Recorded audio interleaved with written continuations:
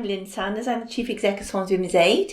So what that means is that I am responsible for the day-to-day management of the organisation and report to a trustee board who have the overall responsibility.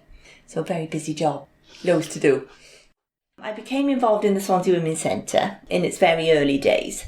A friend of mine went into Swansea Women's Aid, into the Refuge.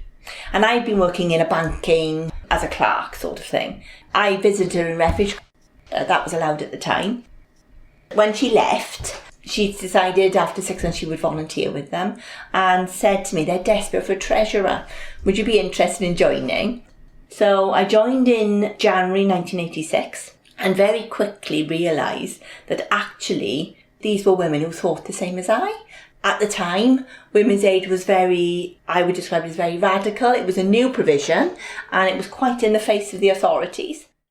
We were overwhelmed with women wanting support because the Refuge had only been established in 1977, so this was 9 years on and it was still a relatively new provision. We had women and children coming to us who had been in that situation for a long time but hadn't felt there was any choice.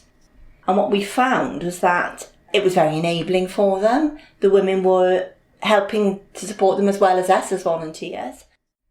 Looking back, the Refuge had lino on the floor, it had donated furniture, it had a lean-to kitchen.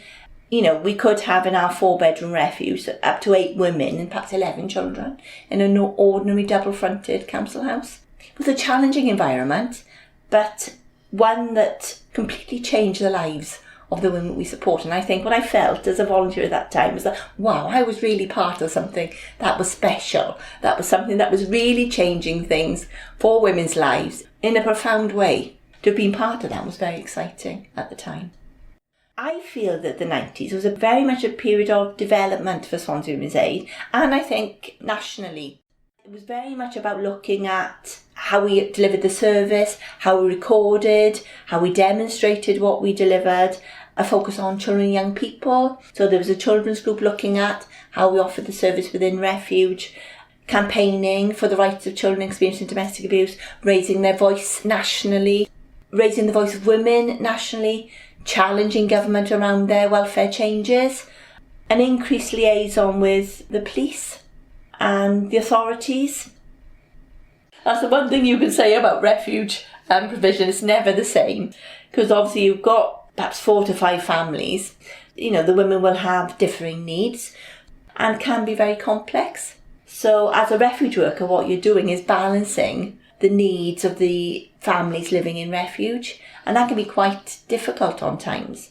But at all times, encouraging that peer support. Refuge is wonderful for that. If you get a group of women who get on and can identify with each other, the support they get from each other is more valuable, I think, often than the support from the staff. Because although we could inform them of their choices, it's the sharing of the experience. Domestic abuse is a silent form of abuse. Even more so looking back at the 80s, 90s. It wasn't talked about. It wasn't part of soap operas on television and not discussed. And I think for a lot of women coming into Refuge, it was like, wow. There are other women who've experienced the same as me. There's people I can openly talk to who will get what I'm talking about. We very much encourage that.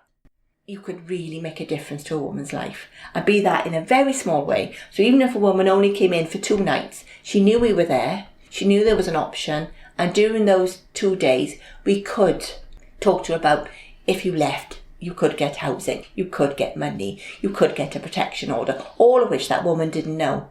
And I always thought, all right, it was something small, but even that something small would make a difference to a woman's lives. I can't articulate it really. It just was quite amazing, I think. Quite amazing as a worker. And I still feel that way. I still feel that as the chief exec. By keeping the organisation in place, we are making such a fundamental difference to abused women and children. I would love a quiet revolution, because I think, I get a lot of talk now about, they talk about the feminist backlash and there's nothing left to achieve, somebody said to me the other day, which I thought was ridiculous. But part of it is about having places where you actually meet like-minded women, and I think that's difficult. And I'm in a city like Swansea, so I can't imagine what it's like if you live somewhere rural.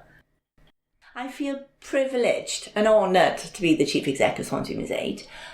We make a fundamental difference to women and children, and I'm proud to be at the head of that. I'm proud that we're part of Welsh Women's Aid. It gives us that voice within the Welsh Government and central government. I'm very keen that, as the Chief Exec, that Swansea Women's Aid is part of that we have that voice.